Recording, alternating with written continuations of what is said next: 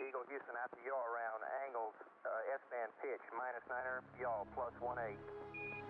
Roger, you're a go to continue power descent. You're a go to continue power descent. Altitude now 21,000 feet, still looking very good. Velocity down now to 1,200 feet per second. Looking great, Eagle. En 1969, les premiers hommes à marcher sur la Lune ne revinrent pas indemnes. Ils avaient vécu une extraordinaire aventure avec sa part d'incertitude et d'éblouissement. Ils avaient été plus loin que quiconque auparavant, mais pourtant, dans les années qui suivirent, Neil Armstrong et Buzz Aldrin furent victimes d'une forme de dépression décrite sous le nom de « syndrome de l'accomplissement absolu ».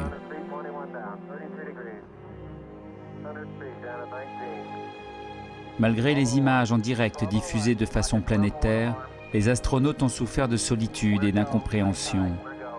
Qui pouvait vraiment comprendre ce qu'ils avaient vécu et jusqu'où ils étaient allés ?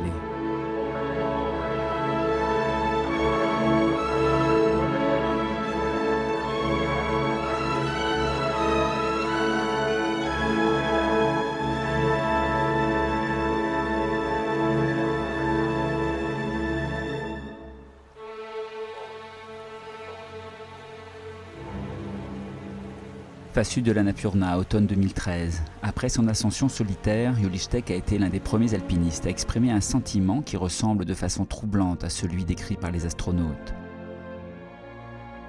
Certains alpinistes ont fait ce rapprochement entre un voyage sur la Lune et une ascension à 8000 mètres. L'éloignement, le sentiment de se détacher de la Terre, l'isolement et l'engagement total, mais aussi la beauté infinie et l'intensité des moments vécus hors du monde. Après avoir longuement parlé avec Jolištěk, nous avons eu envie de comprendre ce que pouvaient vivre les himalayistes de haut niveau pendant leurs ascensions et surtout à leur retour. Au-delà des faits, comprendre les émotions de ceux qui s'engagent et partent très loin dans l'accomplissement d'un rêve qui les transcende et les isole. Pour cela, il fallait tout d'abord comprendre ce qui s'était réellement passé sur cette face sud de l'Annapurna à l'automne 2013.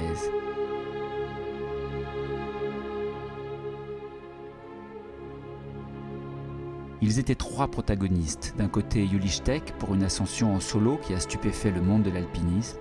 De l'autre, Stéphane Benoît et Yannick Graziani pour une aventure aux limites de la survie.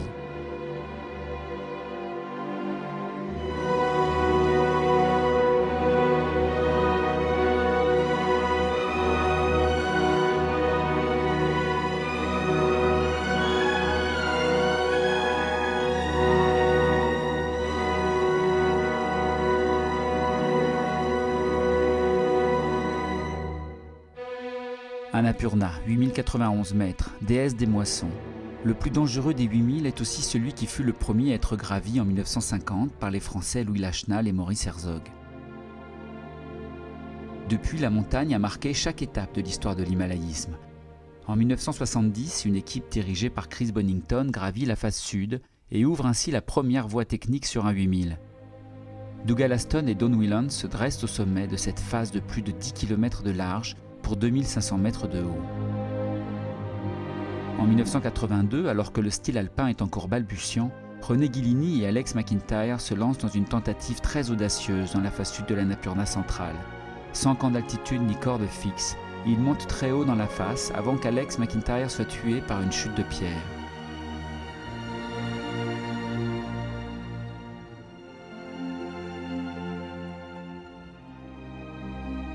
Deux ans plus tard, les Catalans Nils Borrigas et Enric Lucas réussissent l'ascension de la face sud en style alpin, une réussite remarquable pour ces deux jeunes alpinistes âgés de seulement 20 ans. Pour tous les amoureux du style alpin, cette ascension reste encore une référence. En 1992, Pierre Bégin et Jean-Christophe Lafaille tentent une voie directe en face sud. Après être montés jusqu'à environ 7400 mètres, ils doivent redescendre dans la tempête.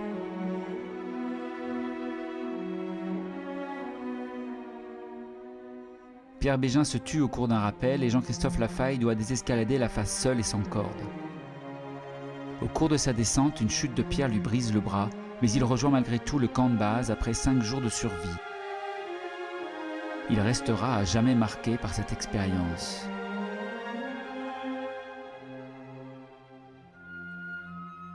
Pendant 15 ans, cette voie n'a pas été tentée à nouveau. Sa raideur et son exposition ont dissuadé les meilleurs alpinistes.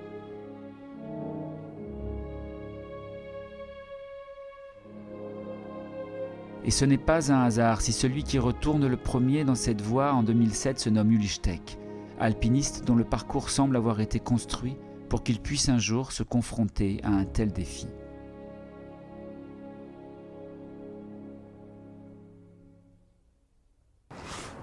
Oui, pour moi, l'alpinisme, c'est toujours une progression.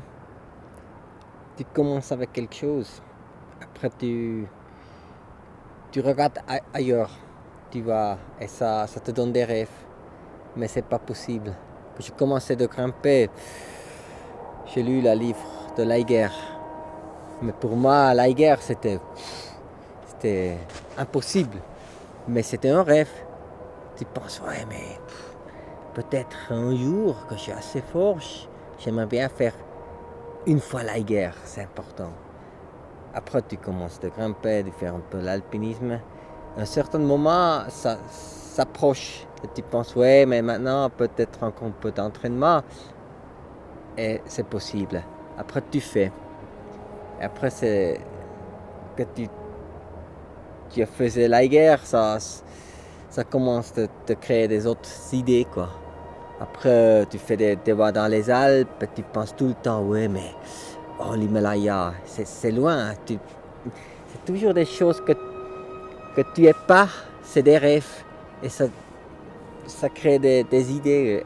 À un certain moment, ça t'arrive et c'est possible, et après tu fais. Et ouais, c'est comme ça dans la vie, ça bouge.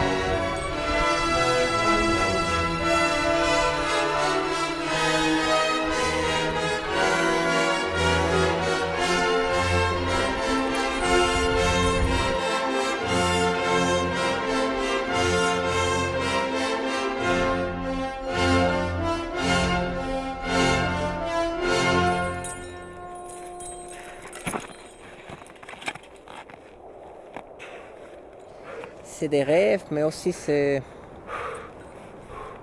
Moi, je suis très compétitif avec moi-même. C'est personnel, parce que j'aimerais bien de faire une performance bien pour moi-même. Mais c'est aussi quelque chose qui est très dangereux. Hein. C'est... À un certain moment, tu penses, ouais, tu vas toujours avancer plus loin. Et c'est une route sens unique, hein. C'est la mort à la fin. Et ça, c'est pas facile à digérer, quoi. Tu sais, la facette de l'Annapurna, c'est... Moi, j'ai des jeunes, tu vois l'histoire et tu penses, ouais, mais peut-être c'était pas possible à l'époque, mais maintenant avec le dry tooling et tout ça, c'est possible. Et tu es un peu fou, hein, tu penses, ouais. Maintenant, c'est faisable. Mais qu'il y a des gens qui essayaient, des gens forts, comme Lafaille, Bégin, ça c'était c'était le plus fort dans les années 80. Et ils n'ont pas réussi. Ça donne une valeur. Et ça fait une voix, une face très intéressante. Et pour moi, c'est presque plus intéressant comme une face qui n'a jamais été tentée.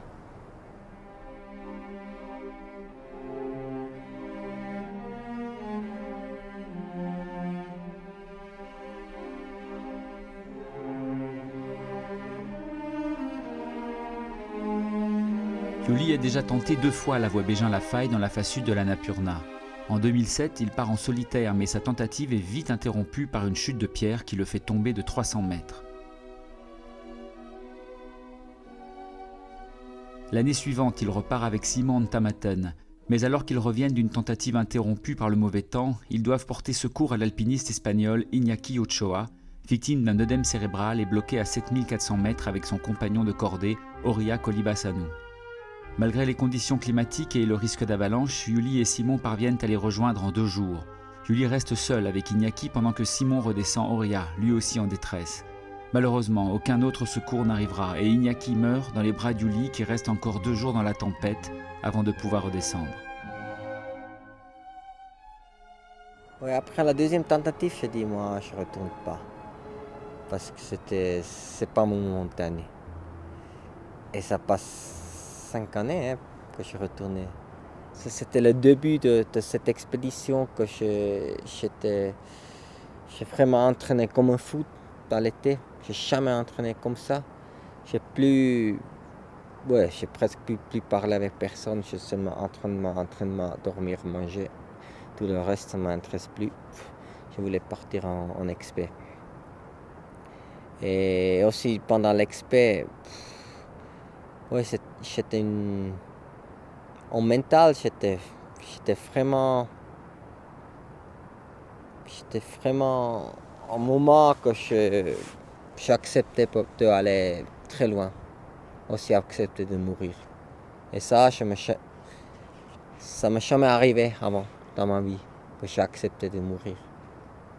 Et c'est peut-être ça qui me donne la possibilité de faire ça. Autrement, tu ne fais pas dans ce style.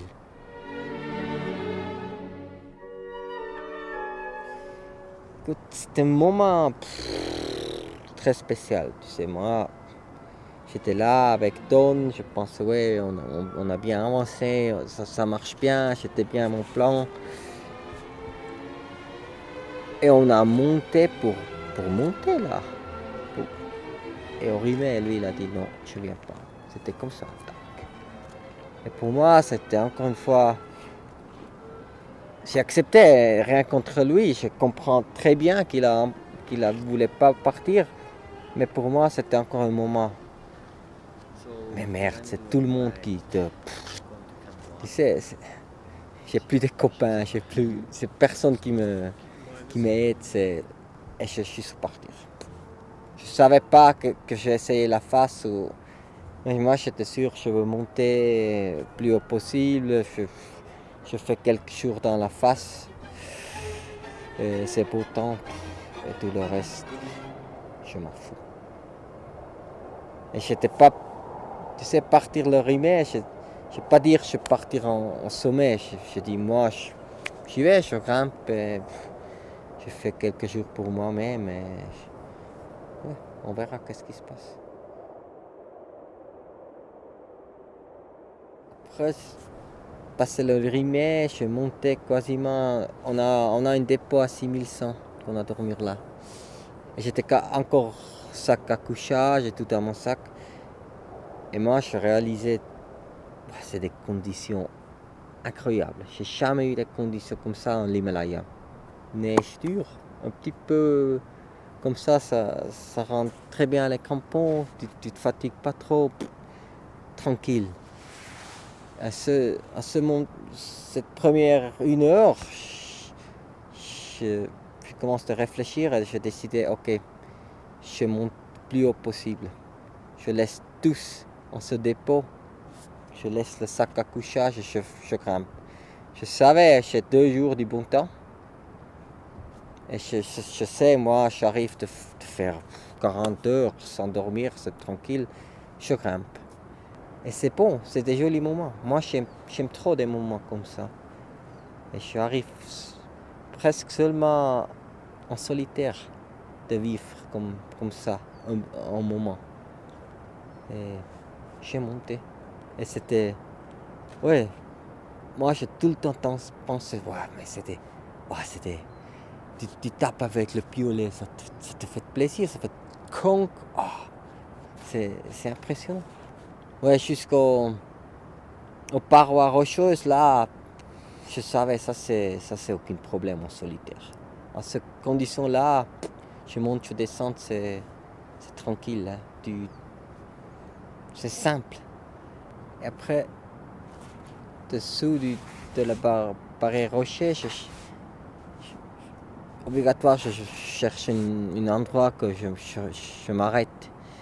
À ce moment-là, j'ai vraiment une bonne vue dans la face. J'ai dit, oh merde, je fais une photo. Là, j'essaie de prendre la photo et que j'ai chopé l'avalanche.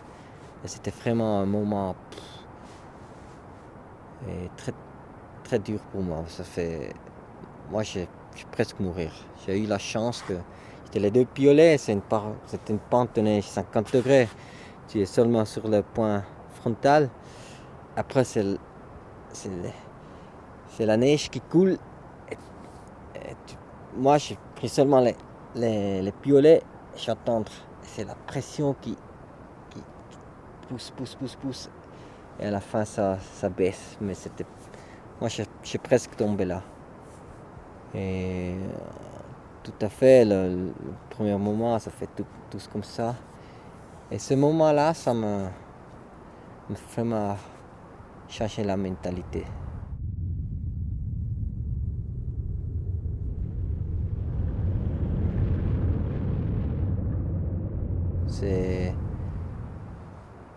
Au début, c'était dans la face tranquille. Et là, j'ai réalisé, mais tu es dans une grosse face et peut-être tu rentres pas à la maison et tu es vraiment tu es très exposé. J'ai vraiment réalisé. Mais au même moment, j'ai accepté. C'était ok. Peut-être tu rentres pas à la maison, mais c'est égal quoi.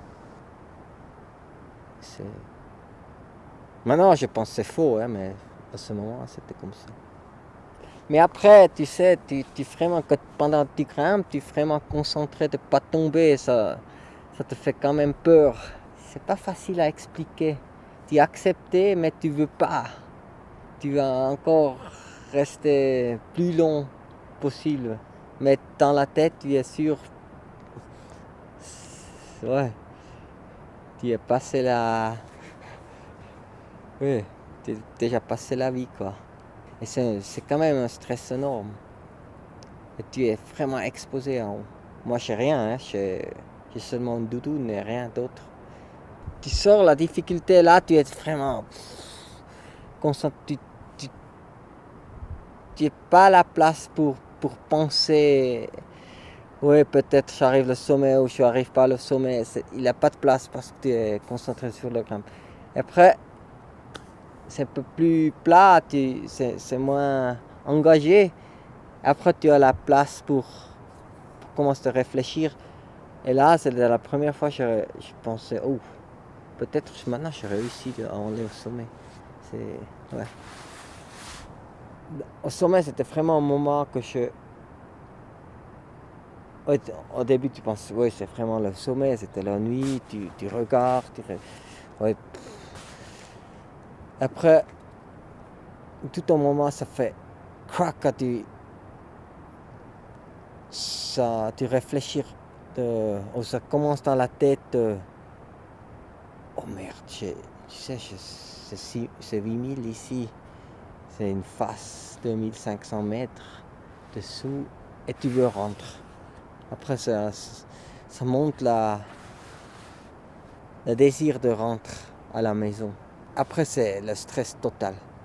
Ça fait, oh, tu es dans la merde, quoi. Je je savais, tu sais, la plaque de neige qui était attachée à la rocher. Je dis, oh merde, c'est le soleil, et c'est une face sud. Pendant la nuit, c'était encore super concentré. Et c'est quand même très tendu. Après, j'arrivais à la crevasse, que j'ai laissé la tente et le rocheau. Je fais encore une fois quelque chose à boire. Après, je commence à descendre. Ça commence là, le jour, là. Après, ça commence vraiment à faire peur. Parce que ça revient à la vie, quoi. Parce que tu sens maintenant... Oui, mais peut-être maintenant, je reste en vie. Mais c'est quand même encore super dangereux. C'est encore loin. Mais c'est plus la même difficulté qu'en haut. Et tu réfléchis beaucoup plus. Et tu as plus peur qu'en haut. Parce qu'en haut, c'était clair, tu rentres pas. Et là, maintenant, tu veux rentrer. C'est possible. Et ça fait peur.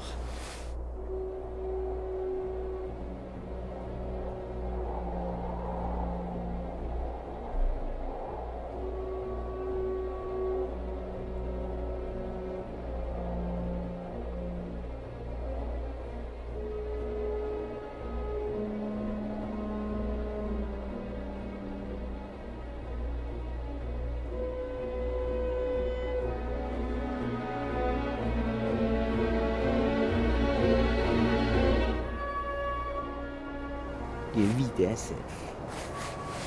moi j'étais... Ouais, je sais pas, c'est rien, tu rentres de là...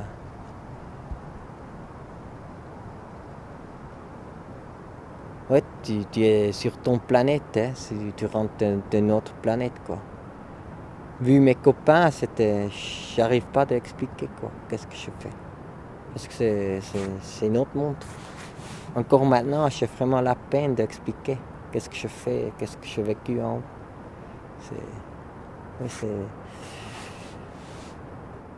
Tu sens un peu comme quelqu'un d'autre. C'est fou.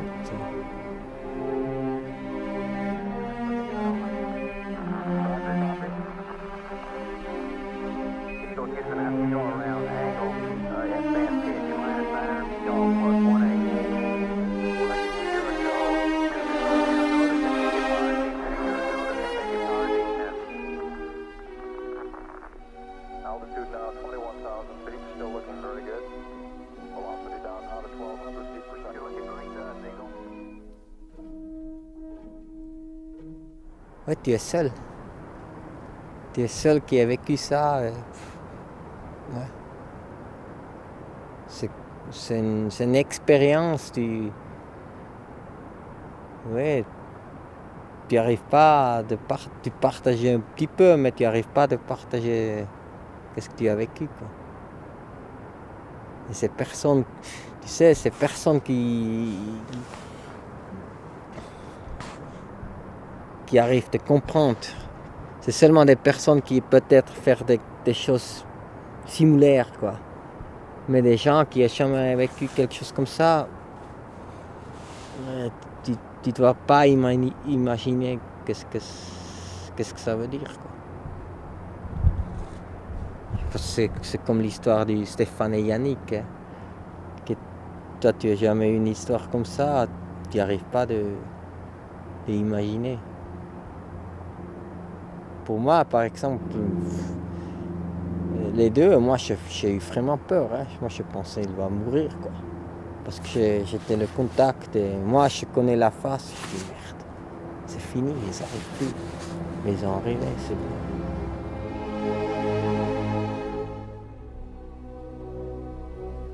Deux semaines après l'ascension d'Ulichtek, Stéphane Benoît et Yannick Graziani se lancent dans la même voie. Ils avaient déjà fait une tentative en 2010, mais les mauvaises conditions climatiques ne leur avaient pas permis de dépasser 7000 mètres. Yannick Graziani est considéré comme l'un des tout meilleurs himalayistes français, avec quelques ascensions remarquables, comme au Makalu en 2004. Stéphane Benoît a également réussi des itinéraires exceptionnels, notamment au Nuptse en 2008.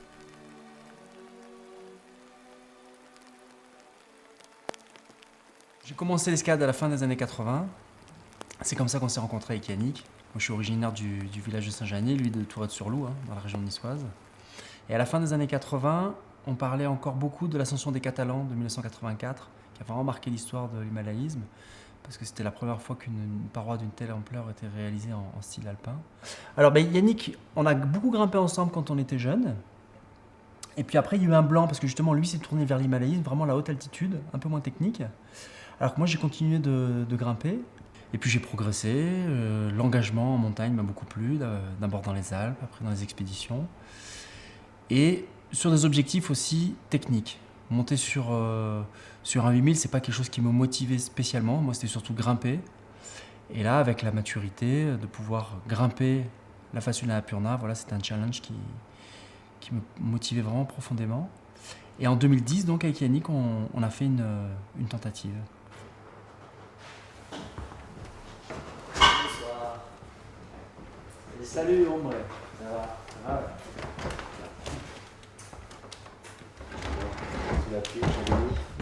Quand j'y suis allé en 2000 avec Patrick et Christian, on ne savait pas quel itinéraire on voulait faire. On pensait bien faire celui-là, mais ça nous paraissait trop engagé, trop dur. Vite, on a changé d'optique, un truc plus réalisable, entre guillemets. Mais on n'a pas réussi. Mais c'est pas parce que j'ai loupé ce truc-là, en 2000, que j'y suis retourné en 2010, avec Stéphane. Stéphane, il m'a proposé, moi j'avais envie qu'on grimpe ensemble. C'est pour ça que j'y suis retourné, pas pour l'Annapurna. Si on avait décidé d'aller au K2, on serait au K2. Je ne regrette pas, ceci dit, de retourner à l'Annapurna, parce que finalement, voilà, maintenant, au bout de 3 fois, on a réussi. C'est bien, quoi. Tant mieux. Je ne serais pas retourné une 4e fois, ça c'est sûr.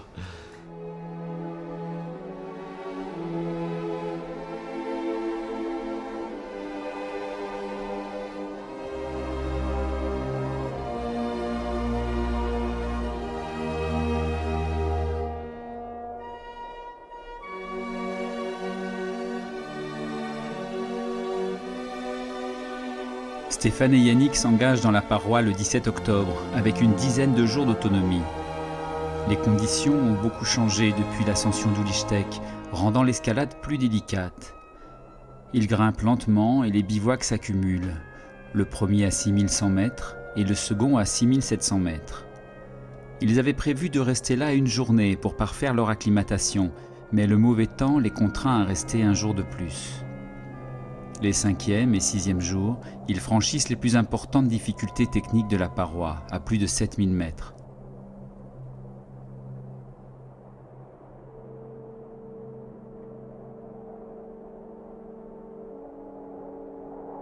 Ce n'est que le 7e jour qu'ils rejoignent enfin les pentes sommitales et installent leur dernier bivouac.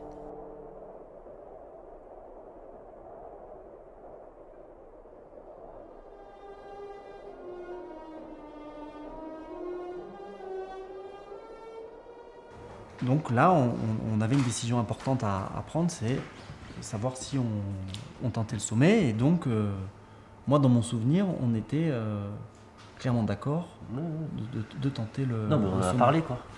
On l'a verbalisé, on l'a parlé. On a dit, qu'est-ce qu'on fait là?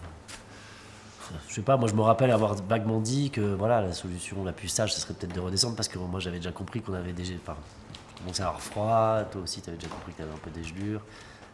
Pas des trucs gravissimes, hein. On savait pas trop. On occultait peut-être un peu le truc aussi. Mais en étant là, voilà, moi j'ai dit, voilà, la solution sage c'est de descendre, mais moi j'ai envie de monter. Enfin, voilà. Et je lui ai dit, qu'est-ce que t'en penses à Stéphane? Il m'a dit, bah oui, moi aussi. Okay. Alors moi, mon souvenir, il est au matin, on a mis du temps pour se préparer. et tu pestais un peu contre un truc, je sais pas quoi. Et je me souviens clairement t'avoir demandé, je comprenais pas bien ce que ça voulait dire, ce fait que tu pestais comme ça. J'ai dit, mais qu'est-ce que tu veux qu'on fasse, qu'on descende? Et tu m'as dit, non, je finis de me préparer et on y va. Ah bah oui, non, mais moi je pense qu'il n'y avait pas de doute à partir de ce moment-là. Il n'y avait pas de doute. Par contre, là où on a engagé vachement, il n'y avait pas de doute sur le fait d'aller au sommet. Par contre, après, point d'interrogation, quoi. Enfin, on savait qu'on avait de la marge, Moi, je me sentais encore en forme. Je pense que je te sentais aussi en forme. Je nous sentais en forme. Je savais qu'on pouvait monter. Je savais qu'on pouvait redescendre. Après, anticiper les gelures et la galère de la descente, si on avait anticipé avant, moi, je serais pas monté. C'est sûr.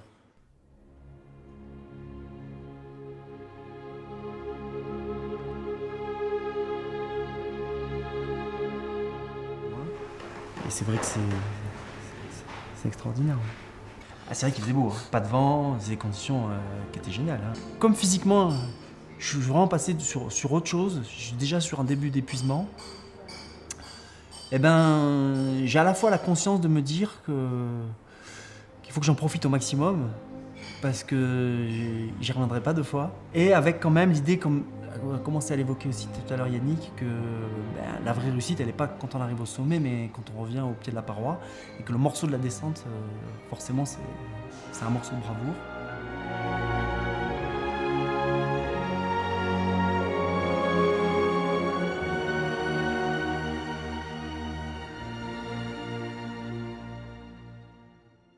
En fait, on est redescendu assez tranquillement, tous les deux. Moi, j'ai pas senti que ça partait en sucette du tout, à ce moment-là, jusqu'à ce qu'on revienne dans la tente. Du coup, non. Moi, j'ai eu peur, surtout quand il y a eu du vent la nuit. Là, la nuit d'après, quoi. Là, j'ai percuté qu'on était vraiment dans un endroit inaccessible et qu'on était super exposé. Là où on était dans la merde. On ne peut pas redescendre comme ça, facilement. S'il y avait un aléa, il a fallu gérer, quoi. Si tu veux, je me suis dit, la porte de sortie, c'est d'arriver à 6100, à notre premier bivouac. De là, on pourra redescendre. Ce sera bon, on sera nickel, quoi qu'il se passe. Ouais, parce qu'on est descendu, donc c'est Yannick qui a géré tous les rappels, on est descendu le grand mur là, et puis on a rejoint dans la pente. Là, on a fait une pause de 3/4 d'heure, on a refait un peu d'eau, parce que là, moi, j'ai continué de me dégrader. Moi, c'est là que j'ai compris que t'étais fracasse. Avant, sans plus, je me disais t'es crevé, mais sans plus. Je me disais bon voilà, c'est bon, il est crevé, moi je prends le... Comme quand moi j'étais crevé et que tu grimpais un peu plus, par exemple le jour du sommet, t'étais devant, je me suis dit voilà, moi je gère le truc. Par contre, quand t'es pas arrivé au bout de la traversée, tu vois, que j'étais attendu et tout, là je me suis dit là, faut quand même... Parce qu'à un moment, on a refait une traversée sur 50 mètres à l'horizontale qu'on avait faite à l'aller pour éviter une accumulation de neige. Et donc là, il n'y avait pas de rappel, donc il fallait marcher à l'horizontale. C'est vrai que là, moi je traînais la patte. Et puis après, on a continué de descendre dans cette pente, où tu trouvais de la glace pour faire des lunes de glace et descendre. Mais vers 6007, il y a la nuit qui est tombée. Finalement, la météo s'était plantée en notre faveur, il faisait beau. Donc il n'y a pas eu moindre flocon, il a fait super beau. Et donc j'ai dit, il fait nuit, on n'a pas de lampe. Moi j'étais mort aussi. Et on fait une pause. Peut-être on attend jusqu'à... On savait que vers minuit, il y avait la lune qui se levait. Elle était pleine, ou là, elle a peut-être diminué un peu, mais on attend. Et puis Yannick, il me fait non, t'as vu dans quel état tu es. J'ai une super solution. J'arrive en bout de corde, j'allume le réchaud, et avec la lumière de la flamme du réchaud, je trouve les nouveaux ancrages dans le rocher ou dans la glace. Mais moi, paradoxalement, j'avais pas tant peur que ça. Moi, mon monde s'était arrêté au bout de mes pieds, mais je me sentais pas angoissé. Donc je pouvais mettre un pied devant l'autre, je mettais un pied devant l'autre. La détermination sans faille jusqu'au bout. J'ai eu peur, c'est justement quand on est sorti de la tente à 6050, où que là, j'ai eu besoin de ce repos de 3/4 d'heure, et j'ai senti un peu une oppression dans la poitrine, comme je savais pas ce que j'avais encore. Ça m'a angoissé. C'est pour ça aussi que j'ai eu vraiment besoin de me reposer. Mais sinon, à aucun autre moment, j'ai eu vraiment peur. Toi, tu n'as pas du tout vécu le même... non. La même ascension. Moi, à un moment, ça a été clair. C'est toi qui dirigeais les opérations. Non, mais ça a été clair. À 6007, quand tu m'as dit, Yannick, on s'arrête, on dort ici, on se fait de l'eau et tout. Moi, ça a été clair dans ma tête. Je me suis dit non. Je me suis dit que si on restait... Ah oui, c'est très clair. C'est exactement ça. Ça, j'ai très bien en tête. C'est du tac au tac. Non, mais si tu veux, j'ai pensé à toi. Parce que moi, j'étais pas sûr de rester le lendemain matin. Si toi, tu bougeais pas, moi, je me cassais, je pense. Si le lendemain matin tu bougeais pas, moi je me suis dit dans ma tête, moi je me casse. Et je me suis dit, je veux pas me retrouver dans cette situation-là. Ouais. Donc on se casse. Ouais. J'ai pensé à toi, ta famille, machin, notre amitié. J'ai dit, donc on se casse. Ah ouais. Non mais c'était parfait, c'était la bonne décision. C'est comme ça que j'ai réagi. Mais Peut-être pas, peut-être que si on était resté, on serait descendu le matin un peu au taquet, mais on serait pas arrivé en bas le soir même. On aurait encore fait un autre bivouac, ça c'est sûr. Non, mais c'était la bonne décision. Et donc, bon an, mal an, on est arrivé vers 3h du mat à 6050 mètres. Notre premier bivouac. Voilà, on a bivouaqué là, on s'est levé le matin avec le soleil. Et puis moi, ce qui était surprenant, c'est que je savais pas ce que j'avais, je comprenais pas.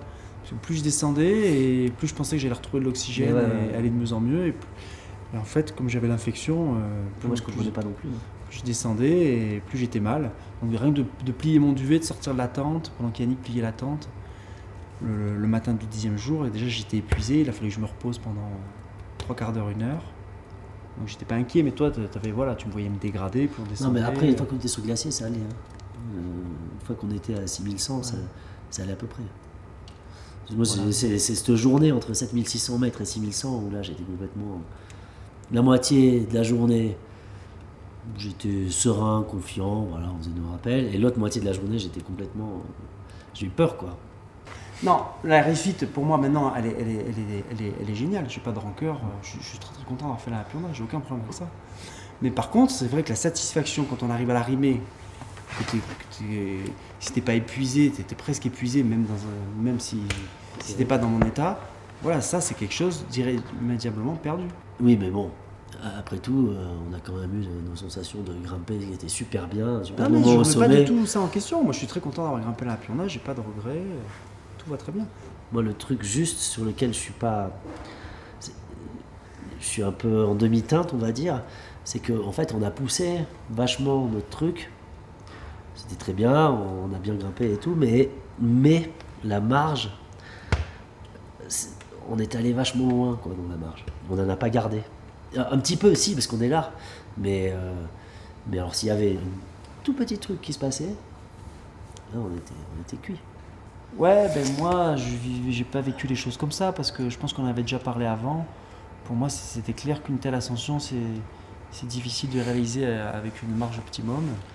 Et donc, je savais que ça allait être un jeu dangereux et limite. Moi, je me suis aperçu récemment qu'en fait, bah, si tu veux, après l'Annapurna, j'ai rentré, bon, c'était pas joyeux à la maison et tout, mais j'ai cloisonné. J'ai dit, bah, l'Annapurna, c'est l'Annapurna, ma vie, c'est ma vie. En fait, je vois bien que maintenant, bah,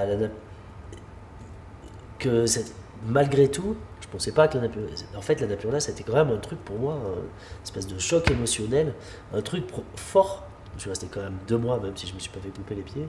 2 mois où je pouvais pas marcher, j'étais assez faible, je zonais, je foutais rien. Et ouais, mais j'ai pas compris sur le coup. Je me suis dit non, c'est bon, moi je vais de l'avant.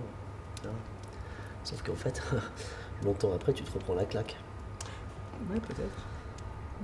Je veux dire, s'engager dans des trucs comme ça, risquer sa vie, je veux dire, avec toute l'expérience qu'on a derrière, où on a déjà été beaucoup absent, où on n'a pas fait beaucoup de concessions, on a vécu notre truc à fond, tu vois. Enfin, je sais pas ce que tu en penses, mais moi je pense que quand tu vas en Himalaya, ça devrait être normal, il n'y a pas assez de gens qui le font, des alpinistes qui passent le cap d'aller se balader en Himalaya et d'aller grimper. Mais et ouais, ça demande beaucoup d'efforts et beaucoup de temps et beaucoup de concessions, ça c'est sûr.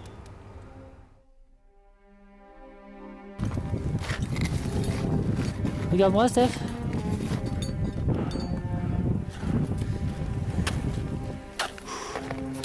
Un peu naze, encore de la neige. On a la 3e bivouac. On a taillé la plateforme.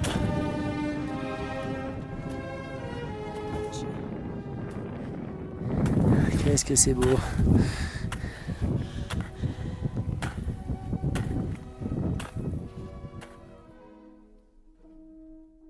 Moi, je pense qu'on a intérêt à mettre des mots sur ce qu'on fait un peu plus. À trouver des idées de comment exprimer ce qu'on fait. Pourquoi, pour nous, ça nous semble si enrichissant dans notre vie, si important pour nous, notre passion, jusqu'à quelle mesure elle est si importante pour nous, et pourquoi est-ce qu'on trouve que c'est bien. Si tu veux, ça, on n'arrive pas à l'expliquer. Mais quand même, c'était une sacrée aventure. Hein. On n'a pas marché sur la Lune, mais t'as un peu l'impression, quand t'es au sommet de la Purta, que c'est sur la Lune quand même. Hein. Ouais, en arrivant après surtout 8 jours d'ascension comme ça. Ouais, on marcher sur la Lune, ça c'est sûr. Puis ce qui est génial avec ces sommets, c'est que même si ça a été fait avant, c'est de la neige. Donc ça avait été fait même 15 jours avant, mais il n'y a plus de traces, il n'y a plus rien. J'ai l'impression d'être le premier homme. Enfin, moi je suivais la trace de Yannick pour le coup, mais j'ai l'impression d'être les... Ah non, c'était génial. Moi j'étais vachement relax. En fait, à partir du moment de 7008 au sommet, et puis en allant au sommet, je me sentais super détendu en fait. Complètement relâché de tout. C'était très rigolo. That's one small step for man, one giant leap for mankind. Je sais pas pourquoi ça te fait mal, parce que peut-être c'est... Une chose, c'est toi, tu sais, c'est une performance. Peut-être tu n'arrives plus de passer ça. C'est une chose. Ouais, c'est fini. Tu dois plus avancer ça. Et ça, c'est en 38 ans, c'est déjà. C'est pas facile à accepter hein, que tu as passé tes meilleures performances. Ou tu te sens un peu inutile maintenant. Et ça, c'est dur d'accepter, je pense. Et tu sais aussi que tu veux continuer comme ça, tu te tues. C'est 100% sûr. Que tu veux refaire des choses comme ça, tu te tues. Et tu dois accepter ça. Mais c'est pas facile. C'est des sentiments très profonds, très extrêmes pour toi-même. Et maintenant, c'est un peu la vie, mais peut-être dans 2-3 ans, ça remplit ta vie. C'est ok, j'ai fait ça. Je dois trouver un autre chemin. Hein. Et pour ça, maintenant, je fais une année avec ma femme, un peu pour le plaisir. Ça me fait plaisir, tu sais. Mais je dois aller ce chemin pour laisser un peu, pour tourner un peu la page. C'est important. Eagle, we got you now. It's looking good, over. Roger, copy. Eagle, Houston, after you're Je around pense que c'est la même chose, non? S-band pitch, Eux, ils en -9, rentrent, y'all ils ont plus été en 1-8. lune. C'est tout le monde, c'est oh, blablabla. Bla, bla. Mais les gens, ils ne savent pas qu'est-ce qui se passe en haut. C'est les seuls qui savent. Et c'est les seuls qui gardent cette expérience. Et après, tu as une dépression. C'est normal. Hein. Ça arrive pour beaucoup de gens. Tu vois, il y a beaucoup des athlètes qui gagnent les Jeux olympiques. Après, ils arrivent à une dépression parce que c'est des sentiments très forts. Et tu es seul. Tu dois pas dire à les autres que tu es mal. C'est pas bien. Mais de temps en temps, c'est mieux de dire. Ça te donne la liberté d'être comme tu es. Et après, peut-être, tu arrives à passer ça.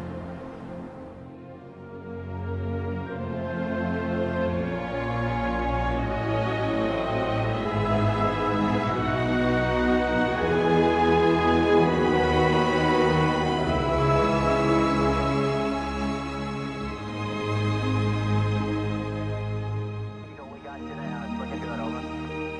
Roger, copy. Eagle, Houston, after you're around angled S-band pitch, -9, y'all plus 1-8. Roger, you're a go to continue power descent. You're a go to continue power descent. Altitude now 21,000 feet, still looking very good. Velocity down now to 1,200 feet per second. You're looking great to us, Eagle.